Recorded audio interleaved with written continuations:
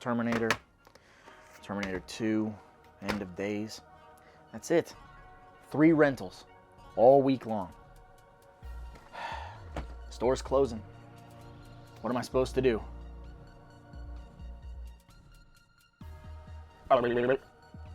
Arnold? Are you my imaginary friend? Are you here to help me figure my life out? Listen to me. I'm not your friend. I'm your conscience. And I'm here to tell you what to do. That's great. I mean, I can finally get my life back on track. Negative. Your store is in danger of closing, your staff does not respect you, and no one cares about your YouTube channel. The only logical decision is to terminate yourself. Wait, what? Remove the gun from behind the register, put it in your mouth, and pull the trigger. No more problems. You want me to kill myself? Like with a gun? You want me to... You know what? I don't think so. I mean, who are you or anybody else to tell me that this isn't gonna work? I mean, so what? People aren't coming in here renting movies because they can just stream everything, and my only employee is a lazy, worthless bastard who steals from the register and doesn't do what I ask when I ask him to do it. But you know what?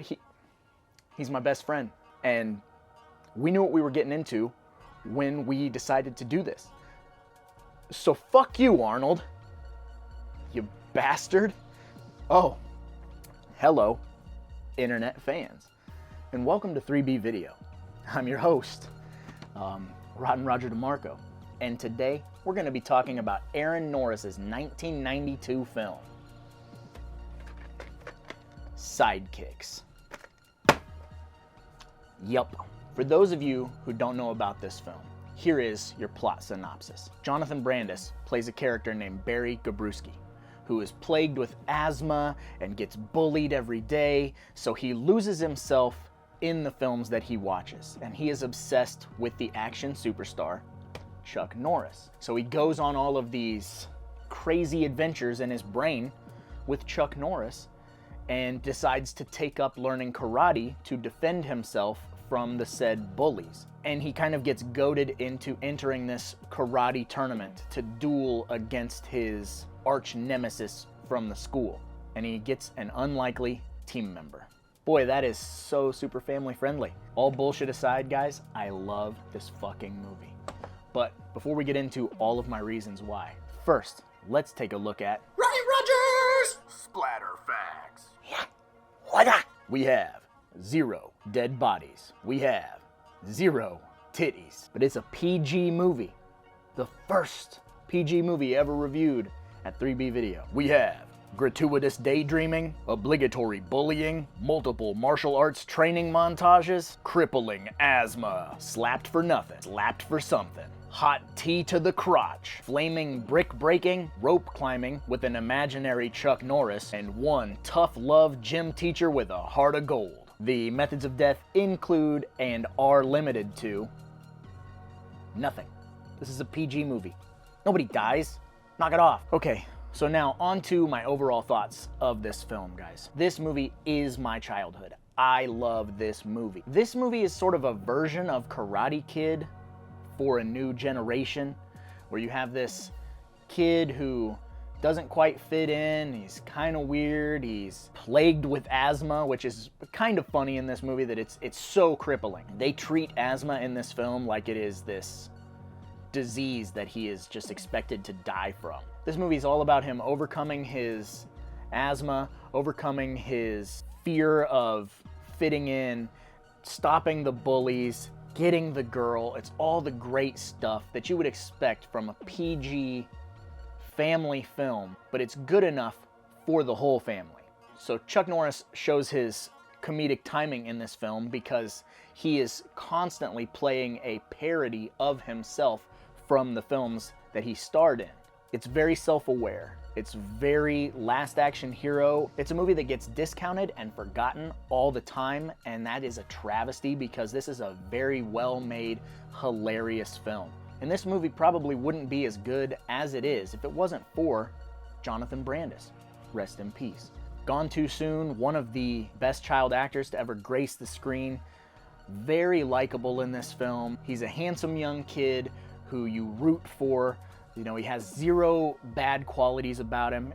He's a little whiny at times in this movie, but you want him to succeed. Some of the great things about this movie is there are some obvious stunt double scenes with intense martial arts that obviously the cast could not perform.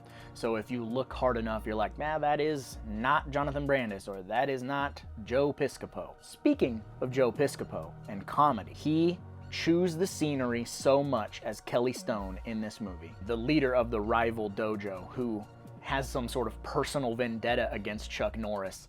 And so every time Chuck Norris is mentioned, Joe Piscopo kind of puffs up. Chuck Norris, I'd love to kick his ass. The masculinity is so silly in this movie. It definitely pokes fun at the tropes of the masculine action film.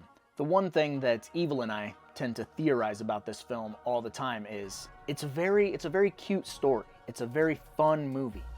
But at what point does Barry's father or the rest of the community start getting concerned with Barry?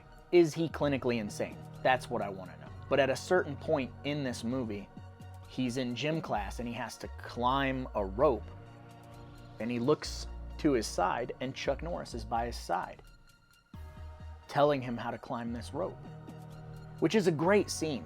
But when you sit back and analyze it, is there really a second rope there? Does he subconsciously already know how to climb this rope, and Chuck Norris is just his subconscious telling him the things that he's already learned? Or, flip side of the coin, this motherfucker's Looney Tunes, and imaginary Chuck Norris is telling him how to do things that he does not know how to do, which is terrifying, because at what point does it shift to Chuck told me to kill you, Dad. Chuck told me to shoot the school up. There's some funny things about that, but when you're a kid and you watch this movie, you just accept it and you go along with it and it's fun. But inquiring minds want to know, is Barry Grabowski clinically insane, batshit crazy? I think that this movie is just one of the most perfect early 90s karate movies. Three ninjas, surf ninjas, Ninja Turtles, all of these ninja films with the surfer attitudes and the skateboarding attitudes, making martial arts fun. And this movie is so lighthearted and